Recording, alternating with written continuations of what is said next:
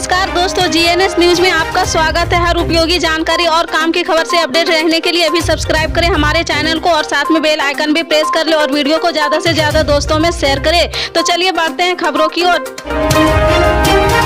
आपको बता दें, कांग्रेस के पूर्व अध्यक्ष राहुल गांधी की भारत जोड़ो यात्रा में साथ चल रहे कांग्रेस नेता कन्हैया कुमार ने बीजेपी और प्रधानमंत्री मोदी पर तीखा प्रहार किया है। कन्हैया कुमार ने महंगाई के मुद्दे पर बोलते हुए कहा कि बीजेपी को राहुल गांधी की बढ़ती हुई दाढ़ी की चिंता है, लेकिन गाड़ी में किस तरह पेट्रोल डाला जाए इसकी चिंता नहीं है। कन्हैया कुमार ने आगे कहा, प्रधानमंत्री कहते हैं कि वह गाली खाकर अपना पेट भर लेते हैं, लेकिन गरीब अपने थाली में क्या रखेंगे उसकी चिंता उन्हें नहीं है। उन्होंने कहा कि दाल 200 रुपये किलो हो गई। प्रधानमंत्री तो गाली खाकर अपना पेट भर लेंगे, लेकिन एक गरीब इतनी महंगाई में खाना कैसे खा पाएगा। कन्हैया कुमार राजस्थान में हुए सियासी बवाल पर कहा, बीजेपी को इसकी चिंता करने की जरूरत नहीं है। बीजेपी का काम यही है कि वह हमारे घर में क्या हो रहा, हमारा नेता क्या बोल रहा, वह सब यही देखते रहते हैं। यह हमारे घर का मामला, हम इसे बैठकर सुलझा लेंगे। उन्होंने बीजेपी पर आरोप लगाते हुए कहा कि कांग्रेस छोड़कर बीजेपी में गए कई लोग अब मुख्यमंत्री या मंत्री हैं, लेकिन जब वह कांग्रेस में थे तो बीजेपी इन्हीं पर परिवारवाद और भ्रष्टाचार का आरोप भी लगाती थी,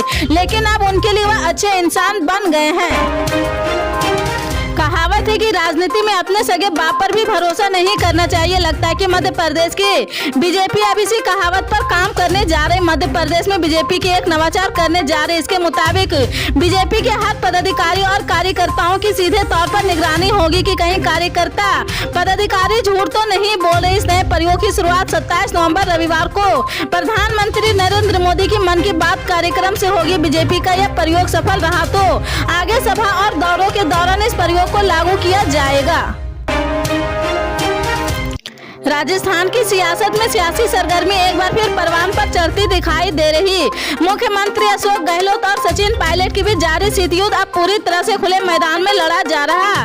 इस बीच कांग्रेस पार्टी ने भी अपना स्टैंड क्लियर कर दिया है। कांग्रेस के मीडिया विभाग के प्रमुख जयराम रमेश ने कहा कि सचिन पायलट हमारे युवा साथी है, ऊर्जावान है, पढ़े लिखे हैं, करिश्माई नेता है, लोकप्रिय है। जो हल निकालना है कांग्रेस हाईकमान को राजस्थान के मामले में जल्द ही निकालना चाहिए। संगठन सर्वोपरि रहेगा, व्यक्ति आते जाते रहते। मध्य प्रदेश में एक प्रेस कॉन्फ्रेंस के दौरान जयराम रमेश ने पायलट को गहलोत की ओर से गद्दार कहे जाने को लेकर कहा कि गहलोत कांग्रेस के वरिष्ठ और अनुभवी नेता है, लेकिन उनके द्वारा एक साक्षात्कार में पायलट के लिए गद्दार शब्द का इस्तेमाल किया गया है, वह अप्रत्याशित था और इससे मुझे भी आश्चर्य हुआ है। उन्होंने कांग्रेस को एक परिवार बताया है और कहा कि पार्टी को गहलोत और पायलट दोनों की जरूरत है।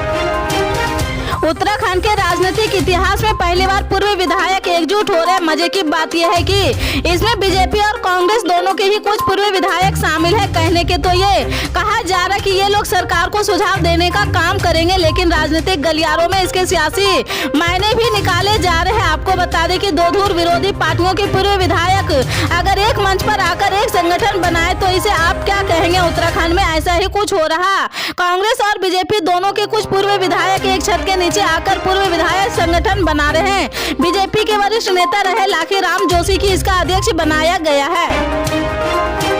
सपा सुप्रीमो अखिलेश यादव ने ऐलान कर दिया कि 2024 के लोकसभा चुनाव में वो कहां से चुनावी मैदान में उतरेंगे। अखिलेश यादव ने बताया कि वो कन्नौज लोकसभा सीट से चुनाव लड़ेंगे।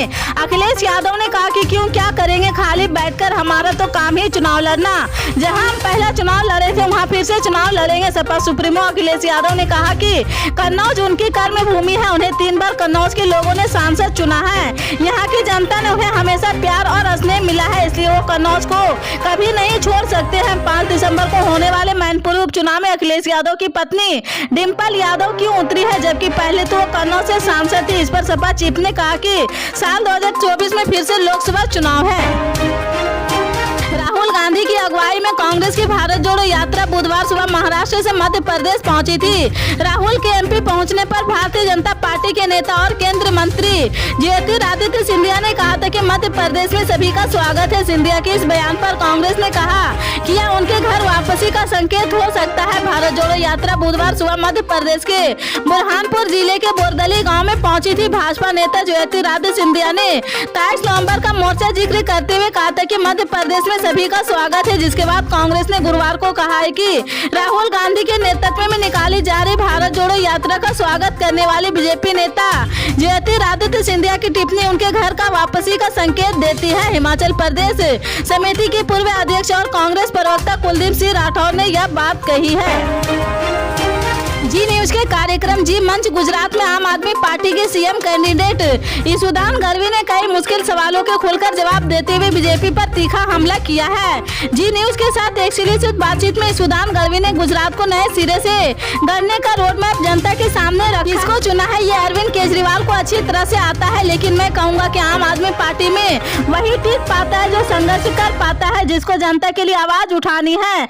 आप मनीष सिसोदिया को देख लीजिए, इतने अच्छे स्कूल बनाए हैं। पूरी दुनिया के लोग चाहते हैं कि हमारे यहाँ ऐसी सरकार बने ताकि केजरीवाल और मनीष सिसोदिया जैसे लोग बच्चों का भविष्य बनाने में योगदान कर सके। ये समाज सेवा है। सत्ता की लालसा में आने वाले चले जाएंगे। आपने भी देखा होगा, जिनको जाना था चले गए हैं। आप खुद को किसान का बेटा बताते हैं, मूंगफली और कपास की खेती करते करते पत्रकारिता में आए हैं, फिर राजनीति में आकर कहते कि मैं वैसी राजनीति नहीं करूँगा जैसा बाकी नेता करते हैं। ऐसे में तो आप आखिर करेंगे क्या?